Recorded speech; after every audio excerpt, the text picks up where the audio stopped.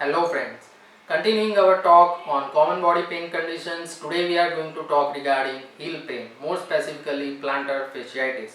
It is the most common foot problem of adult population and usually peaks around 40 to 60 years of age.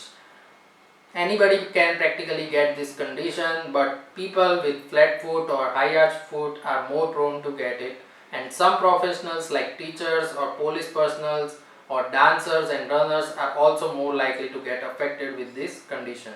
Improper footwear may also lead you to heel pain or plantar fasciitis.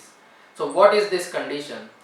Plantar fascia is a band-like structure that runs from your heel bone to your toes, and whenever it gets inflamed either due to trivial injury or excessive load, it loses its capacity to stretch out completely on putting first step. So the most characteristic feature of this problem is agonizing pain under surface of your heel on the first step in the morning or on standing up after resting for a few minutes, because it is this time when your fascia stretches out maximally and this inflamed fascia is not able to cope up with the situation.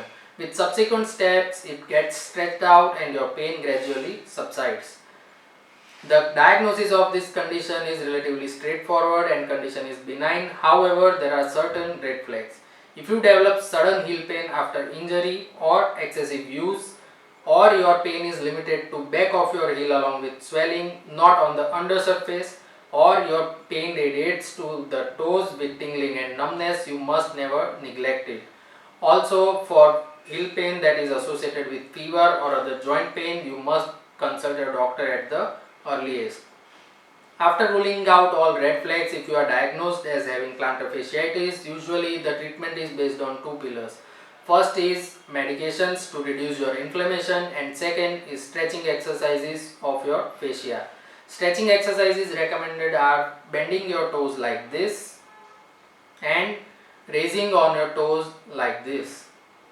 These are the exercises to start your stretching of plantar fascia. Along with this, supportive measures like heat therapy or paraffin wax bath also helps. Changing your footwear to proper fitting footwear or adding heel pad to your existing footwear is also recommended.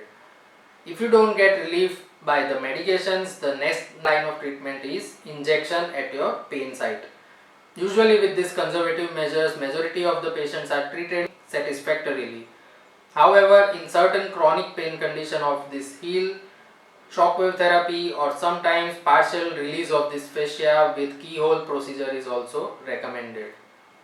So to summarize, if you or any family member of yours is suffering from this kind of heel pain, understand it correctly and treat it accordingly.